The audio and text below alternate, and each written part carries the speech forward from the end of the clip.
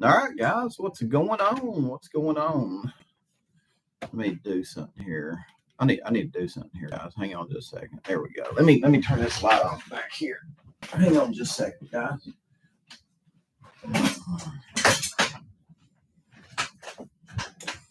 There we go. A little bit better.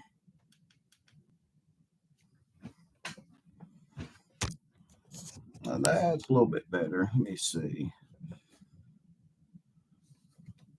Trying to get the light fixed, guys. Trying to get the light fixed.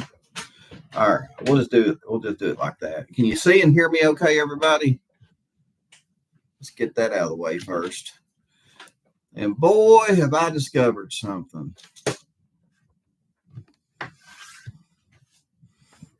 All right. Welcome, everybody. Welcome. Appreciate you for hanging out with me, tuning in. Just got through throwing down on some nice pizza from Little Caesars. I just about missed my own live. But boy, I discovered something really interesting today. And any of you girls in here, any of you gals know what Joanne's is? So if you're in the chat, let me know if you know what Joanne's is. Yeah, if you're in the chat, you know what Joanne. Oh yeah, Alpha says Joanne's a fabric store. Rigger says yes. Fabric store, Sally, Mimi. So most of you know what Joanne's is. All right. I have discovered. Guys, I have discovered. Now, if there's any guys out here in my chat listening, pay attention. If you ever make your woman mad, a great way to make her happy again, take her to Joanne's. It works wonders. Forget flowers, forget candy, chocolate. Take her to Joanne's. It done wonders for me. So anyway, that being said, what do you think, guys? What do you think, gals? Do I got a point here? Does old Don B got a point here? Let me know in the chat.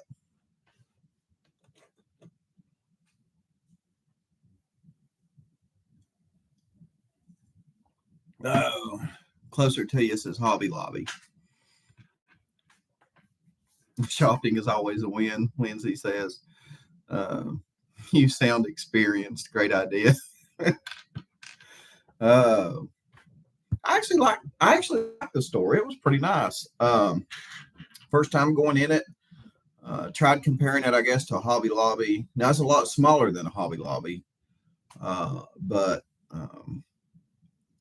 I mean they've got some pretty. I guess if you're into crocheting, scrapbooking, knitting, just about anything. They've got. It's like a Hobby Lobby, but a smaller store. Really, I'd say I liked it. I like Joanne's. So. You just don't see too many of them around. I guess Hobby Lobby is like the Walmart of crafts and stuff like that. Closer to you says, I've never heard of Joanne's. So it's a craft store. I don't know. I guess they're nationwide. I don't know, but yeah, it's pretty cool store. Pretty cool store. Thought about getting me some. I thought about getting a what is it? A photo book in there and throwing all of my pictures that I've done, that I've taken, in like the Summer Wells investigation and put it into that and make it like a Summer Wells photo book. I thought about doing that. But man, them photo books are kind of expensive, ain't they, guys?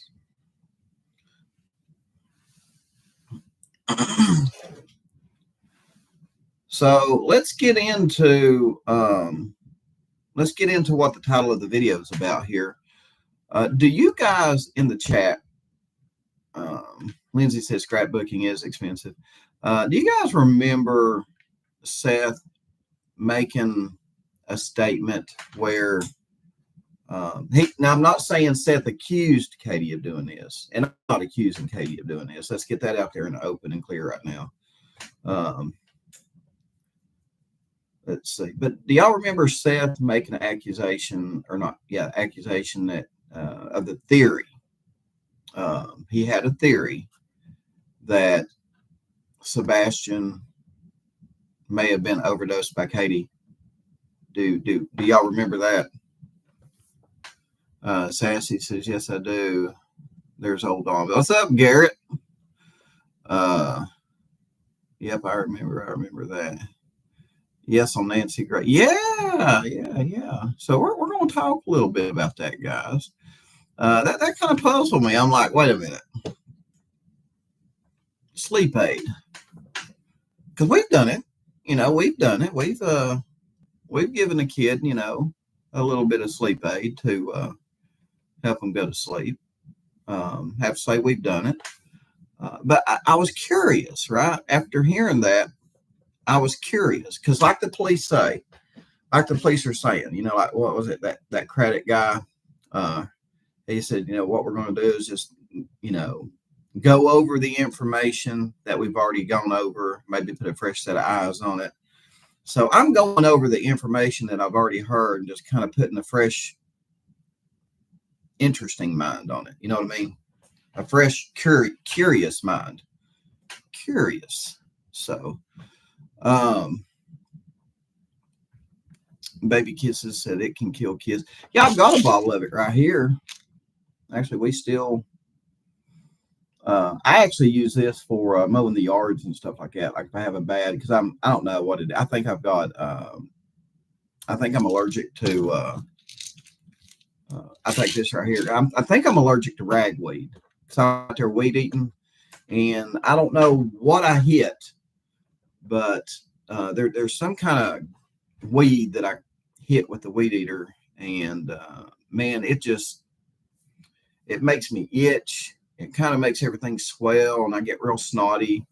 Sorry about that, guy. That's kind of gross, but yeah. And I start coughing and choking.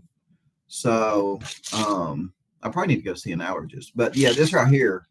The only drawback to this right here is it makes you drowsy, guys. It kicks my butt. It really does. I don't know. Like Seth said, Katie gave him.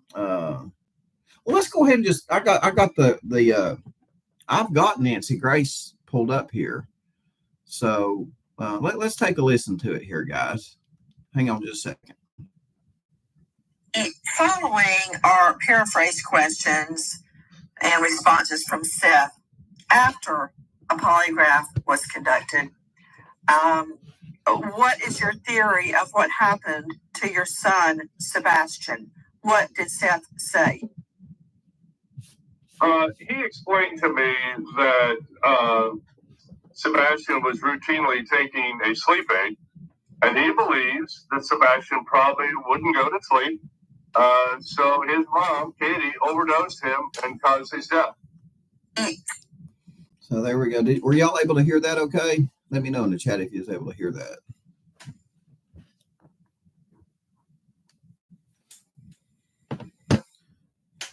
All right. Thank you, guys. Appreciate it.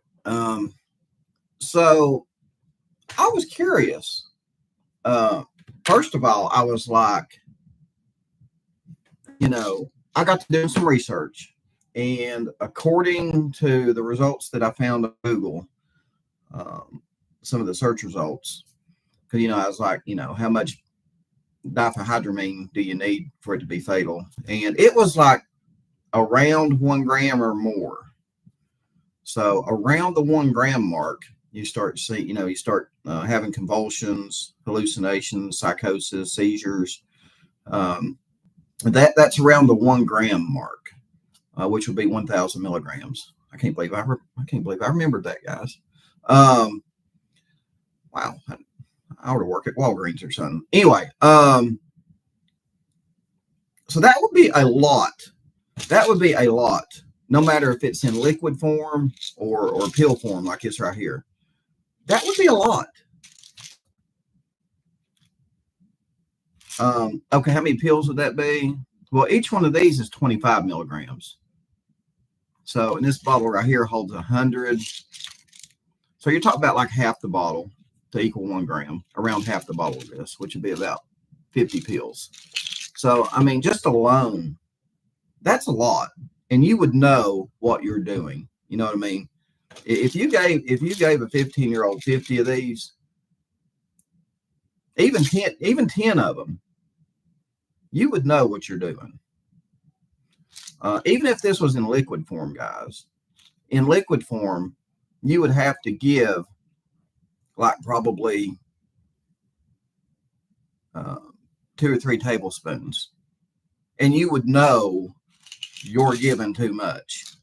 I mean, you would literally know, common sense wise, that, hey, I'm overdosing my kid, because it just takes so much of it to be fatal. Okay. So I got to thinking about that.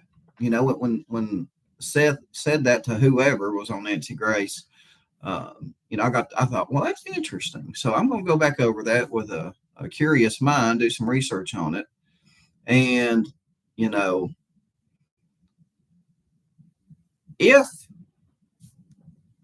and again, you know, if this is true, I don't know why Seth would even, you know, think this, but I mean, Katie would have to know that she's doing damage to him. Obvious damage. Okay. So, now the other aspect of it, guys, is if I'm the investigator, or a investigator, I don't know how many investigators they got working Sebastian's case, but if I'm one of the investigators working the case and I hear what I just heard coming from Seth's mouth, you know, or not Seth, but, you know, if I heard that Seth made this statement, it would be concerning to me as an investigator. If you guys were the investigator or one of the investigators in Sebastian's case, and you heard Seth make this statement about Katie, would it concern you? Let me know in the chat. Let me know in the chat if it would concern you.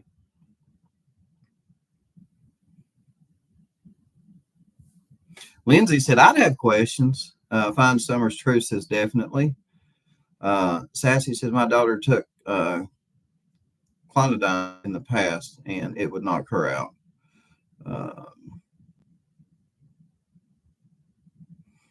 Baby Kisses says, yes, absolutely. Lana says, yes. Okay, just wondering, because I was just sitting there thinking, guys. Let's see. Lucas says, Summer may have been drugged to death, but too, but no lives through the orange soda. But no. Yeah, who knows? Absolutely, I'd have questions. 1000% yes, Kendra says. I mean, right? So, very concerning, because if I was an investigator, you know, I would want to re-interview Seth after hearing this, and I'd be like, you know, Seth, let's talk about this statement that you made about Katie.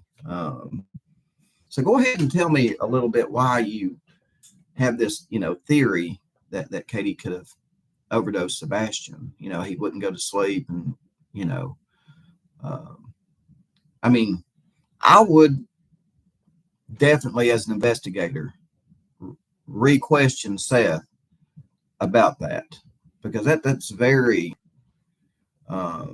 it's a very concerning statement to come out of, you know, Seth's mouth. I mean, and it's not like Seth doesn't know Katie. Now, if someone had made this statement about Katie that didn't know her from Timbuktu, me as an investigator, I wouldn't even, you know, it'd go in one ear and out the other.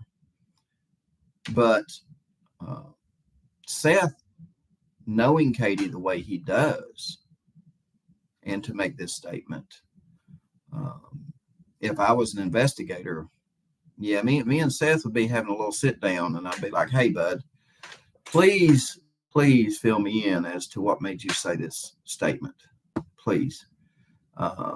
Because everything's got to be looked at, guys. Everything's got to be looked at. So that's pretty much what I wanted to talk to you about. I mean, I hear it all the time in the news. You don't hear it as much anymore, but for everybody in the chat, have you not heard a time or two about a daycare overdosing a child on Benadryl and it being fatal? Have y'all ever heard where that's happened? I know in a county and surrounding counties where I lived, there's been 2 or 3 of them. And these are daycares, guys. These are daycares. I mean, granted, these kids are very small and young. But, I mean, these people have to know what they're doing. You know what I mean? Marcia says, yes, 100%. Baby Kisses is shocked. She says, oh, my God, no. Yeah.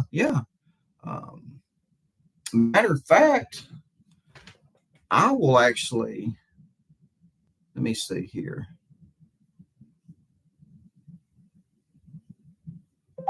Daycare worker overdoses infant. Daycare worker overdoses infant. Yeah, right here's one, guys. Right here's one. Let's wait for the ad.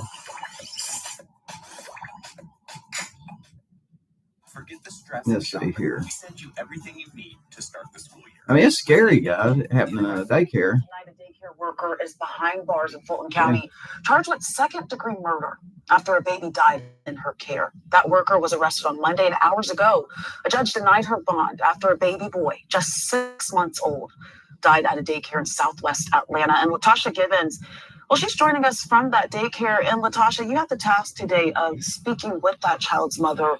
Can you tell us about that conversation? Well, Faith, it is very difficult for this mother to even talk with us about what happened. Now, the baby died 2 years ago, but the daycare worker was just arrested this week after an investigation found she did not follow procedure. And investigators say her actions led to the baby's death. This is Ocean Carter, a bouncing baby boy, giggling about his incoming teeth. This picture with his mother was taken a few weeks before he died back in February of 2021. Behind the walls of the Eastern Sales Child Development Center on Melrose Drive in Southwest Atlanta, teacher Stephanie Thompson told police she held Ocean in her arms until he fell asleep. Then, according to the state, she placed him on a baby pillow known as a Bobby Lounger. Less than an hour later, he stopped breathing. According to this arrest warrant, his cause of death was first ruled natural causes. But an investigation from the state agency right from the start found Thompson did not follow multiple procedures. The first, Bobby pillows are not listed as approved safety for infant sleep. The second misstep, baby Ocean went without proper supervision between the time frame of 20 minutes. Okay, so and that one's not a Benadryl death there. There's a fentanyl death at a daycare. Oh, I remember that one. Y'all remember that fentanyl death at the daycare, guys? Y'all remember that? It says 10 months ago. Do you guys remember that? That's horrible.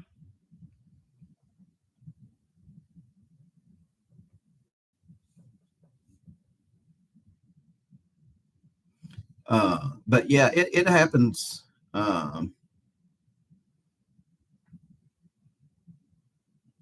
It happens quite a bit. Yeah, right here, Inside Edition, daycare workers accused of dosing kids with antihistamines. Wow. So, I mean, it's not like this, this theory that Seth has. It's not like it's outlandish or anything. So, I mean, if I was an investigator, yeah, I'd be wanting to get with Seth and, hey, let's, can you come down to the station or can I come to your house and, let's talk about this. I want understand why you think that this could be a theory. Again, guys, with all the behavior, all the stuff going on, most everybody, and I'll just say most everybody, there's not 100% of people, I'll just say the majority of everybody are very suspicious of the people that had access to Sebastian in that home.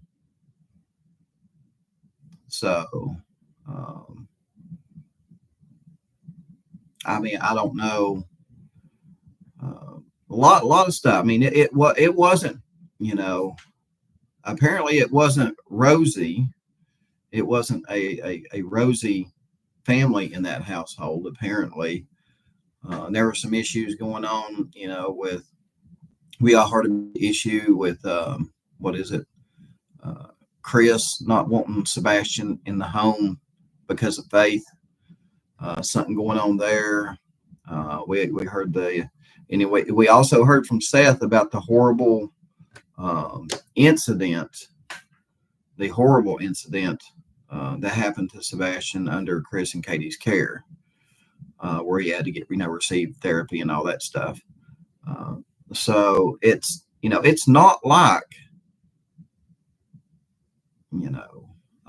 I mean, no family's perfect, but there's just a lot of troubling stuff in that household, guys. A lot of troubling stuff in that household.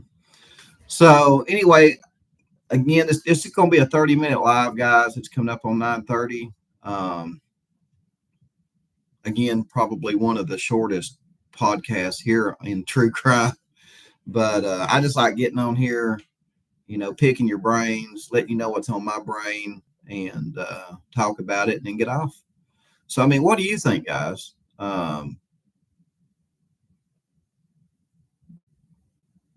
Let's see. Luca says, I'm so glad you're doing lives, Dawn. Yeah, I've kind of gotten hooked on it, the whole interaction thing. Green Eyes says, I have an autistic grandson. He's 14. I pray KP didn't do that to him. And again, I'm not accusing her of doing it to him.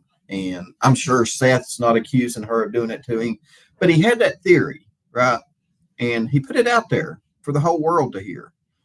And, not only did the whole world on YouTube hear it and TV, because it's Nancy Grace. I don't know if Nancy Grace still has a TV show or not. But anyway, it's put out for the whole world to hear. And I'm sure instead of, not only did the whole world hear it, I'm sure the police heard that too. And that is what piqued my interest. I'm like, wait a minute. If I was an investigator and I heard that, I'd be calling Seth in and be like, hey, bud, do you think we can talk about this? And I thought, I got to do live on that. That's what I'm going to do my live on. So you guys just love the way I pick at stuff, don't you? But anyway, and, just like the police said, when nothing new's coming in, what do? You just go back over the stuff that you've, had previously, and, just think about it in a different way. Look at it in a different way. And, that's what I'm doing in this investigation, going back, picking apart interviews, press conferences, whatever. And, I'm just like, because it's like a movie, guys. I talked about this before. It's like a movie. You can watch a movie 10 different times. And each time you watch it, you'll notice something different in it each time. So anyway, guys, I'm going to jump off here. Appreciate you. Oh, let me go ahead and read some of your comments, guys. I can't believe I'm doing a live and just not interacting with you guys here. So what's on your mind, guys? What's on your mind? What do y'all want to talk about a little bit? Jiggy says they usually tell a lot of truth into the story. Michelle Reed Duncan says, I've never seen two couples alike in any case as this one. CP, KP, DW, CD, CB. Yeah. Marcia, not only is LE listening to everything online, I'm sure LE is listening to cell phone calls. They're watching cell phone messages. With the technology that police have these days, they can listen. They can listen in live to cell phone calls. They can see text messages in real time as they're happening. Yeah. Let me tell you, I guarantee you, law enforcement is doing surveillance on a lot of people that were around Sebastian. I can guarantee you that.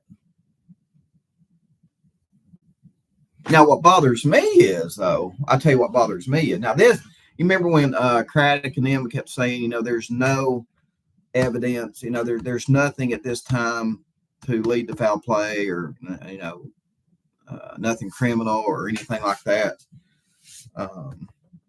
That was 4 months ago, guys. That was 4 months ago.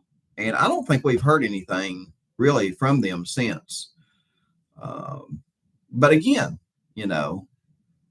if I would like to argue on Craddock's statement that, if there's no criminal element in this, in Sebastian's investigation, why are you having to clear people? Why are you having that? If I was a reporter and I got the chance to ask Craddock a question, that's what I would ask him. Hey, you keep saying that there's no criminal element that you guys have established yet. You say there's no evidence of a criminal element.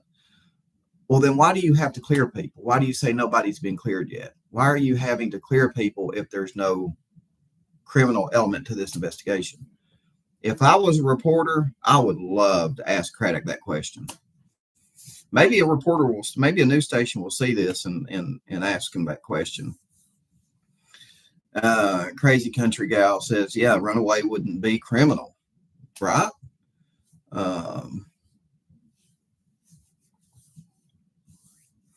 Lucas says you're right.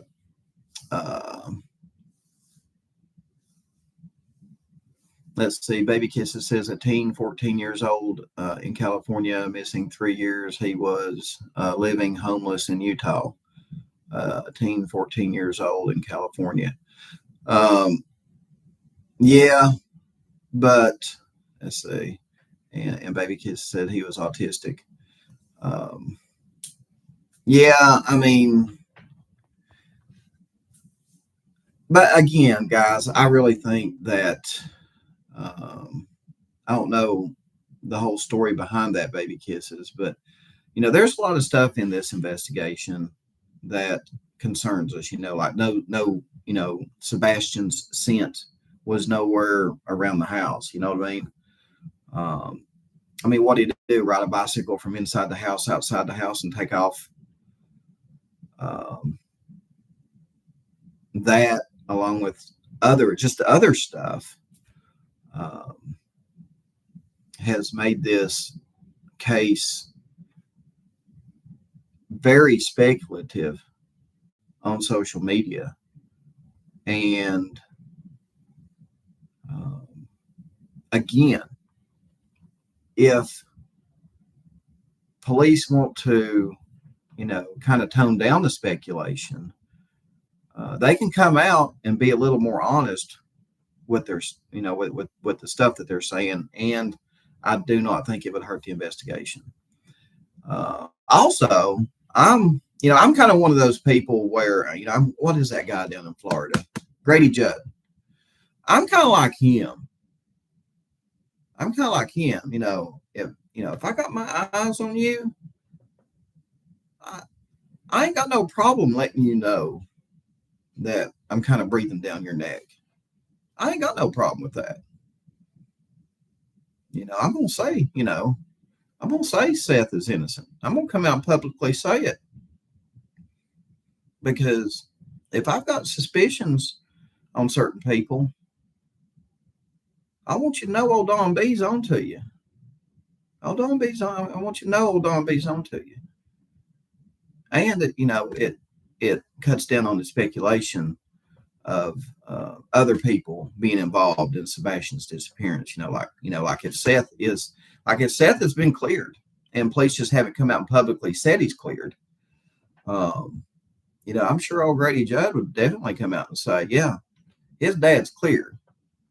Don't be giving him a hard time. We've cleared that man. And at the same time, old Grady Judd be like, yeah, I'm also sending a message to the bad guys too. We're closing in. You know what I mean? It kind of lets the bad guys know, hey, we're closing in. So, and again, Craddock was like, what was it? In the interview, the press conference. Oh yeah, he was talking about the morale of the investigation. And I mean, he may come out and say the morale's high, but I would beg to differ when, again, you've got all this experience, all this technology, all these experts and specialists, and 200 days later, you have nothing. You come out and say you have nothing. Sounds like to me, I mean, if morale is high, your competence is low. How's that for you? But anyway, guys, anybody agree with me on that statement? Thank you for tuning in. I appreciate it.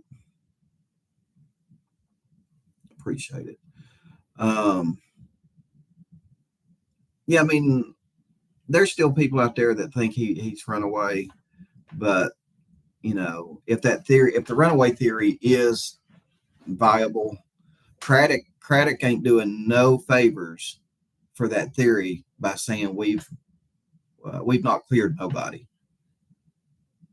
Because why would you need to clear somebody on a runaway? So Craddock needs to think about that when he says stuff like that. I mean, if the runaway is still, if Sebastian running away is still a viable option, he shouldn't have come out and said, we have not cleared anybody. He shouldn't have said that. So, anyway, guys, appreciate you for tuning in. If you're coming in and you missed the live stream, do me a favor, watch it all the way through. Drop some comments, hit that like button. And, if I don't do a video in the afternoon tomorrow, you can always expect to see one at 9 p.m. tomorrow evening. So until then, guys, appreciate you for hanging out with me. Thanks for tuning in. And we'll see you on the next video. Adios.